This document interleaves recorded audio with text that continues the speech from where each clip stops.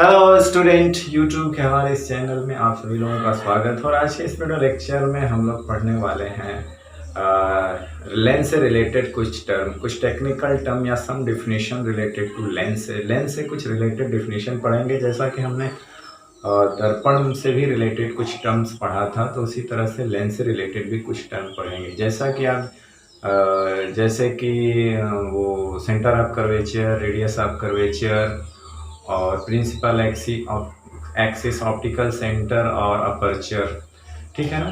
तो जैसा कि आप जानते हैं कि लेंस के पास दो सरफेस होते हैं, ठीक है ना। दोनों स्फेरिकल हो सकते हैं या एक स्फेरिकल कम से कम जरूर होगा और एक प्लेन हो सकता है, कॉन्वेक्स कुछ हो सकता है, ठीक है। तो दो सरफेस इसके पास होते हैं और प्रत्येक सरफेस जो होता है वो किसी स्फेयर का पार्ट होता है, किसी स्फेयर का पार्ट होता है, ठीक है ना। जैसे देखिए यहाँ पे ये क्या है, ये है आपका कॉन्वेक्स लेंस, ये क्या है, कॉन्वेक्स लेंस है, और ये क्या है, कॉनकेव है। तो देखिए इसके पास दो सरफेस हैं, एक ये है, ये दो, यहाँ के दोनों सरफेस स्फेरिकल कर्व हैं, कॉन्वेक्स हैं, और प्रत्येक सरफेस जो है किसी स्फेयर का पार्ट माना जाता है। किसी स्फेयर का पार्ट एज्यूम करते हैं कि किसी स्फेयर का पार्ट है, क्योंकि इस कर्व सरफेस से एक स्फेयर पूरा किया जा सकता है और इस कर्व सरफेस से एक स्फेयर पूरा किया जा सकता है। उसी तरह इस कर्व सरफेस से एक स्फेयर पूरा किया जा सकता है, इस कर्व सरफेस से एक स्फेयर पूरा किया जा सकता है। तो इसलिए माना जाता है कि जो प्रत्येक कर्व सरफेस होते हैं इस लेंस के, वो किसी स्फेयर के पार्ट होते हैं, ठीक है ना। तो हम लोग पढ़ने वाले हैं सेंटर ऑफ कर्वेचर। तो सेंटर ऑफ कर्वेचर क्या होता है, तो स्फेयर का सेंटर होता है, मतलब सेंटर ऑफ कर्वेचर क्या होता है, वो स्फेयर का सेंटर होता है जिस स्फेयर का लेंस पार्ट होते हैं। जिस स्फेयर के लेंस पार्ट होते हैं उस स्फेयर के सेंटर को ही centre of curvature of lens कहा जाता है। जैसे यहाँ पे देखिए definition, the centre of sphere, the centre of the sphere whose part is the lens, जिसका लेंस पार्ट होता है। The centre of the sphere whose part is the lens surface, lens surface जो है जिस स्फेयर का part होता है उसके सेंटर को सेंटर ऑफ कर्वेचर कहते हैं। Is called the centre of curvature of that surface of the lens, at surface of the lens. Since a lens has two spherical surface, two spherical surface, ठीक है ना। So there are two center of curvature of lens as represented by C1, C2, as represented by C1, C2। तो देखिए इसके पास to spherical surface होता है, तो हर surface किसी स्फेयर का पार्ट होता है, तो स्फेयर के ही सेंटर को हम लोग क्या कहते हैं, centre of curvature of lens, ठीक है ना। तो देखिए यहाँ पर देखिए दो सेंटर हो गए, C1, C2, C1, C2। अब ये बात आती है कि इस वाले लेंस में C1 इस साइड है और इस वाले लेंस में C1 इस साइड है। तो इसकी पहचान कैसे करेंगे कि किस लेंस में C1 बाएं साइड होगा और किस लेंस में C1 जो है दाएं साइड होगा। देखिए दोनों में डिफरेंस है। इस वाले लेंस की बात करें तो C1 इस साइड है, C2 इस साइड है। इस लेंस में बात करें तो C1 इस साइड है, C2 उस साइड है। तो इसका एक सिंपल तरीका ये याद रखिएगा कि जो लेंस का जो लेफ्ट सरफेस होता है, लेफ्ट साइड का सरफेस, ठीक है ना, लेंस के लेफ्ट साइड के सरफेस का सेंटर ऑफ कर्वेचर और रेडियस ऑफ कर्वेचर जो होता है वो उसको फर्स्ट मानते हैं, लेफ्ट साइड का। तो देखिए लेफ्ट साइड ये है, तो इसके सेंटर को हमेशा C1 मानेंगे और इसके रेडियस ऑफ कर्वेचर को हमेशा फर्स्ट मानेंगे, ठीक है ना। तो याद रखिएगा कि लेंस का जो सरफेस लेफ्ट साइड होगा उस सरफेस का सेंटर या रेडियस ऑफ कर्वेचर को फर्स्ट मानिएगा, किधर का, लेफ्ट साइड का। और राइट साइड वाले सरफेस का सेंटर सेकंड रहेगा और रेडियस ऑफ कर्वेचर भी सेकंड रहेगा। तो रेडियस ऑफ कर्वेचर की भी डिफिनीशन यहाँ पे सेम है, अभी उसकी भी डिफिनीशन लिख देते हैं, थोड़ा सा परिवर्तन है। जहाँ सेंटर ऑफ द स्फेयर लिखे हैं वहाँ रेडियस ऑफ द स्फेयर लिख देना है बस, ठीक है ना। तो इसमें हम चेंजिंग करेंगे थोड़ा, ठीक। तो देखिए याद रखिएगा जो हमारा लेफ्ट सरफेस होगा उसके सेंटर को प्रथम मानेंगे और उस सरफेस की रेडियस कर्वेचर जो होगा, रेडियस ऑफ कर्वेचर, उसको फर्स्ट मानेंगे। तो देखिए इसमें लेफ्ट इस साइड पड़ रहा है प्रथम वाला, ठीक है ना। तो ये सेंटर, इसका स्फेयर इधर पड़ेगा तो इसलिए इसका सेंटर C1 और इसकी रेडियस जो है R1 इस साइड हो गई, ठीक है ना। और ये इसका लेफ्ट साइड इधर है, लेकिन इससे स्फेयर जो बन रहा है वो राइट साइड बन रहा है, तो इसीलिए इसका जो सेंटर है C1 इधर हो जाएगा और रेडियस भी क्या हो जाएगी, इधर हो जाएगी। अब जैसा कि जानते हैं कि रेडियस ऑफ कर्वेचर जो होता है वो सरफेस के मिडिल पॉइंट से सेंटर तक की दूरी होती है। सरफेस के मिडिल पॉइंट से सेंटर ऑफ कर्वेचर तक की दूरी होती है। तो चूंकि मिडिल पॉइंट जिसको हमने मिरर में पढ़ा था उसको पोल कहा जाता है, तो यहाँ पे हमने वर्जिनलिटी दिखाई है कि एक सरफेस के मिडिल को पोल कहा जाता है। तो दो सरफेस हैं तो दो पोल होंगे P1। और अगर सरफेसेस की बात करें तो सारी जो डिस्टेंस होगी वो पोल से नापी जाएंगी, पोल से मेजर की जाएंगी। तो इसीलिए हमने यहाँ पे इसके मिडिल पॉइंट को P1 P2, क्योंकि दो सरफेस होते हैं दोनों के मिडिल पॉइंट को दो पोल कहेंगे। लेकिन एक्चुअल में क्या होता है कि जो डिस्टेंसेस नापे जाएंगे वो सेंटर ऑप्टिकल सेंटर से नापी जाएगी। तो ऑप्टिकल सेंटर अभी आगे हम लोगों को पढ़ना है। और एक्चुअली में जो हम इस चैप्टर में या कहीं भी जो हम स्टडी करेंगे वो पतले लेंस के लिए करेंगे, थिन लेंस के लिए करेंगे, पतले लेंस थिन लेंस के लिए करेंगे। तो पतले और थिन लेंस में क्या एज्यूम किया जाता है कि ये जो गैपिंग है वो नगण्य है। ये जो गैपिंग है बीच की, यानी कि हम कहेंगे जो गैपिंग है यानी कि जो P1 और P2 है ये क्या हो जाएगा, 0। यानी इनके बीच की जो गैपिंग हो जाएगी P1 P2 ये क्या हो जाएगा, 0 हो जाएगा, ठीक है ना। तो हम असल में क्या करेंगे, जो हमारा स्टडी का पर्पज है वो थिन लेंस के लिए है। और थिन लेंस में क्या होता है कि P1 P2 के बीच की गैपिंग नगण्य मान ली जाती है। तो जब इनके भी ये दोनों एक पर कॉन्साइड कर जाते हैं तो इसका मतलब है कि जो डिस्टेंस नापी जाएगी वो लेंस के ठीक मिडिल से नापी जाएगी, बीच से, जिसको हम ऑप्टिकल सेंटर कहते हैं। यानी कि जो डिस्टेंस कहाँ से नापी जाएंगे, यहाँ से, और यहाँ से नापी जाएगी, जिसको हम ऑप्टिकल सेंटर कहेंगे। इसके बाद उसको हम लोग डिफाइन करते हैं। तो चूंकि एक्चुअली बात थी तो यहाँ हमने बता दिया, वहाँ पे और भी डिटेल बताएंगे। तो ये दूरियाँ कहाँ से नापी जाएंगी, मिडिल से। जब दोनों एक दूसरे पे आ जाएंगी तो बीच में पड़ेंगे, तो इसीलिए दूरियाँ यहाँ से नापी जाएंगी, ठीक है। उसी को हम लोग ऑप्टिकल सेंटर कहते हैं, जिसको O से रिप्रेजेंट किया जाता है, ठीक। तो इस तरह से हमने सेंटर ऑफ कर्वेचर देख लिया कि हर लेंस के दो सरफेस होते हैं, स्फेरिकल होते हैं, और वो किसी स्फेयर के पार्ट होते हैं। जिस स्फेयर के पार्ट होते हैं उसी के सेंटर को सेंटर ऑफ कर्वेचर कहते हैं। तो कि लेंस के पास दो स्फेरिकल सरफेस होते हैं, इसीलिए इनके पास सेंटर ऑफ कर्वेचर भी दो होंगे। तो जो लेफ्ट साइड का सरफेस होगा उसका सेंटर C1, जो राइट साइड का सरफेस होगा उसका सेंटर C2 से रिप्रेजेंट किया जाता है, ऐसा नियम है।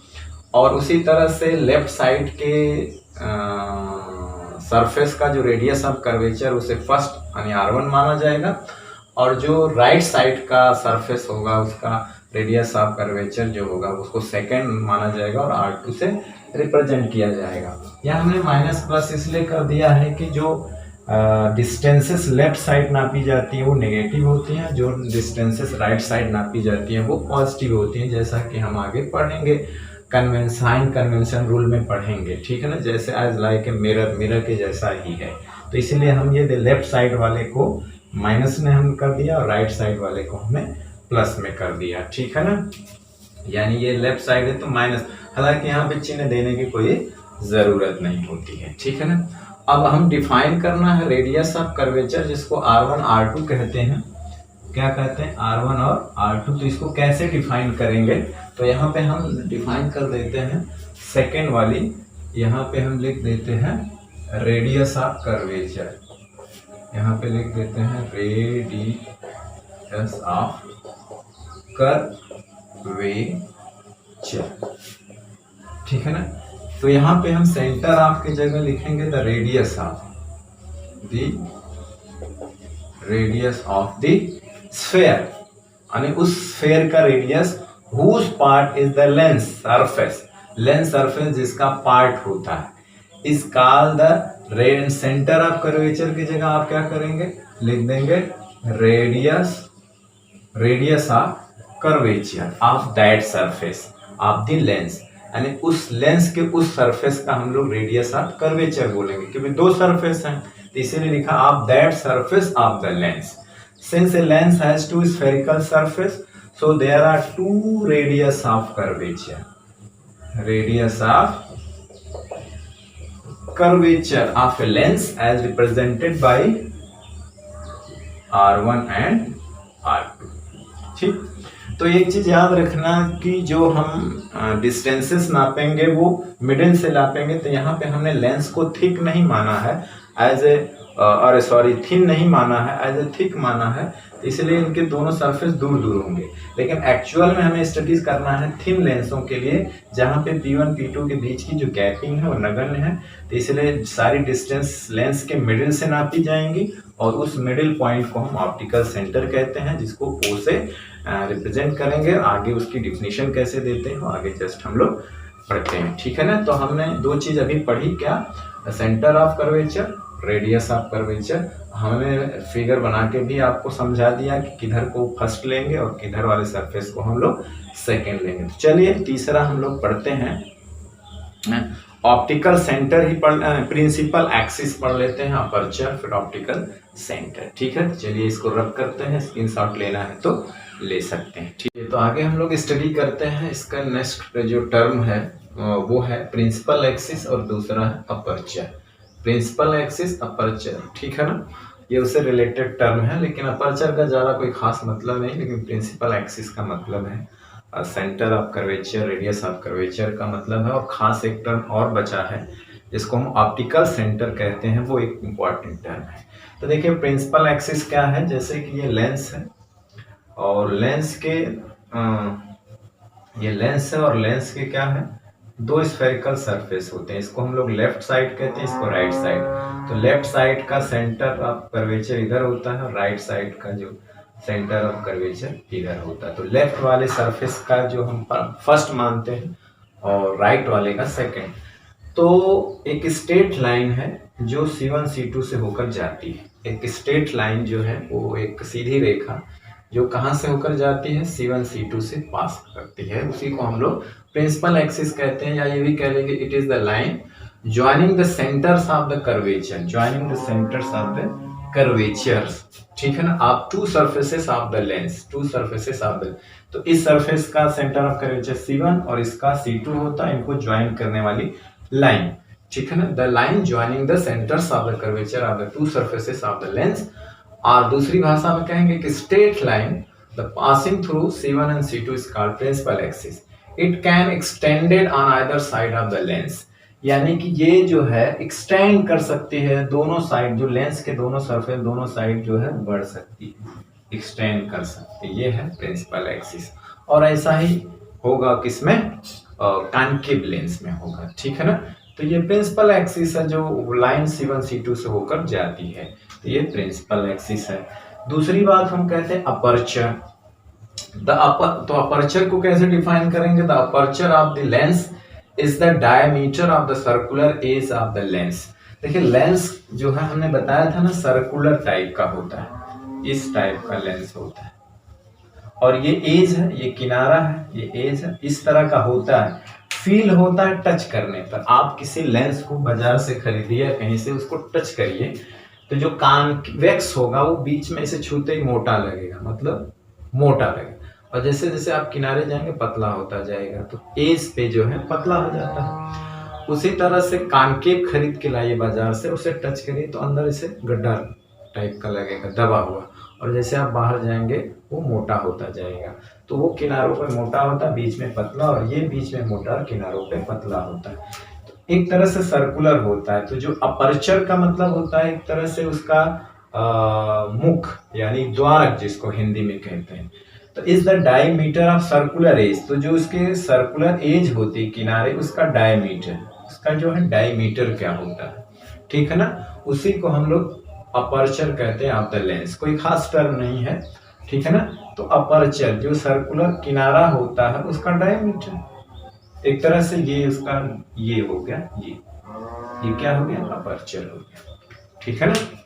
तो इसे हम लोग अपर्चर कहते हैं, ठीक।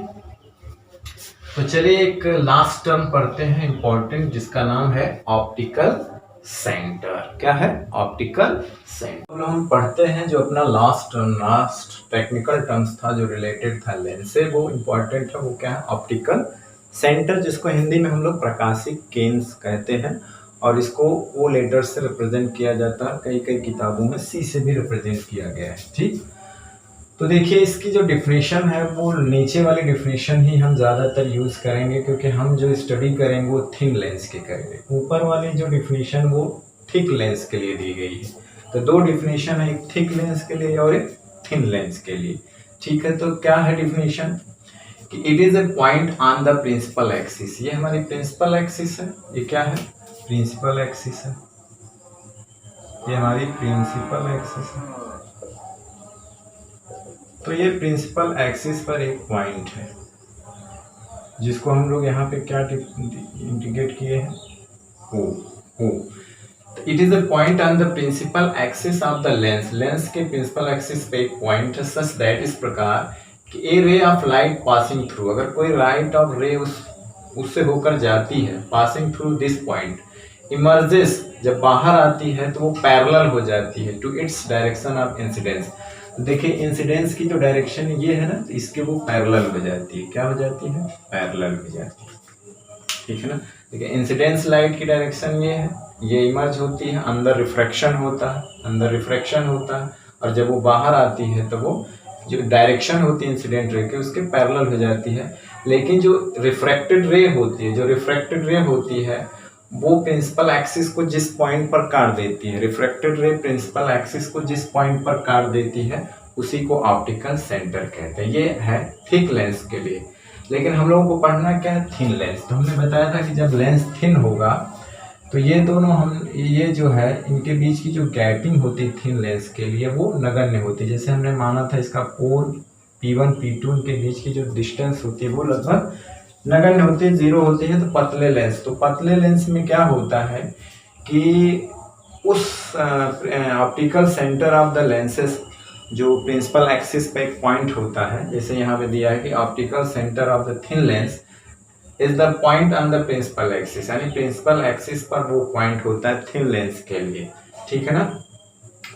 सच दैट कि a ray of light passing through it goes undeviated, मतलब अगर उससे पास जाने वाली लाइट जो होती है वो विदाउट विचलित हुए सीधे निकल जाती है। तो ऑप्टिकल सेंटर से जाने वाली कोई भी इंसिडेंट रे होगा वो अनडिविएटेड बाहर निकल जाएगी, मतलब सीधे निकल जाएगी, उसमें रिफ्रैक्शन नहीं होगा। तो थिन लेंस में जो भी लाइट ऑप्टिकल सेंटर से पास करेगी वो विदाउट रिफ्रैक्शन होगी और विदाउट डिविएटेड निकल जाएगी, सीधे रास्ते पर चली जाएगी। ठीक है ना। तो वही लिखा कि optical centre of the thin lens is the point on the principal axis of a lens such that कि a ray of light passing through it, अगर कोई रे ऑफ लाइट उससे होकर जाती है तो गोज अनडिविएटेड माने बिना विचलित हुए सीधे निकल जाती है, मतलब कि रिफ्रैक्शन की घटना नहीं होती है। तो उसको आप ऐसे दिखा सकते हैं। और हम वही पतले, जितनी भी स्टडी हम लेंस से रिलेटेड करेंगे वो सब पतले लेंस के लिए ही करेंगे। ठीक है ना। तो जो भी ऑप्टिकल सेंटर से कोई रे पास होगी उसमें रिफ्रैक्शन नहीं होगा, वो अनडिविएटेड पास होगी। ठीक है ना।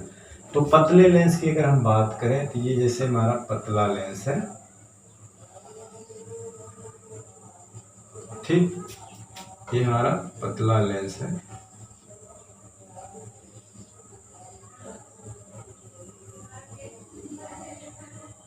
ये हमारा जो प्रिंसिपल एक्सिस है, ये ऑप्टिकल सेंटर हो जाएगा इसका।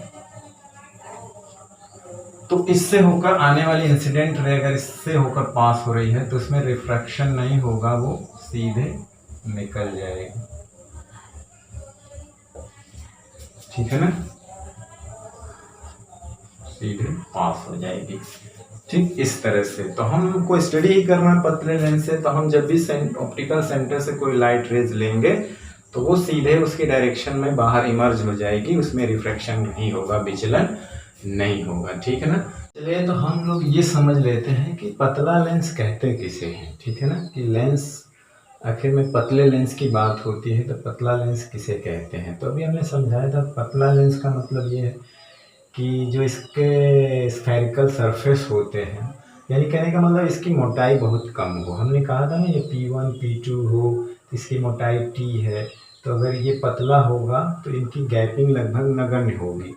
तो जो पतले लेंस की अगर हम डिफिनेशन की बात करें तो पतला लेंस होता है कि जो किसी लेंस के वक्रपृष्ठ जो कर्व सरफेस के रेडियस की तुलना में, यानी जो कर्व सरफेस है उनकी जो रेडियस ऑफ कर्वेचर की तुलना में इसकी मोटाई नगण्य होती है, तो उसको हम लोग पतला लेंस कहते हैं। मतलब कि जो वक्रपृष्ठ होते हैं, कर्व सरफेस जो लेंस होता है उसकी जो रेडियस ऑफ कर्वेचर होती है वो उसकी तुलना में इनकी जो मोटाई होती है, बीच की गैपिंग अगर नगण्य हो, जीरो हो, तो उसको हम लोग क्या कहते हैं, पतला लेंस। कहने का मतलब है कि रेडियस ऑफ कर्वेचर ज़्यादा से ज़्यादा हो, मोटाई कम से कम हो, तो उसे कहते हैं पतला लेंस।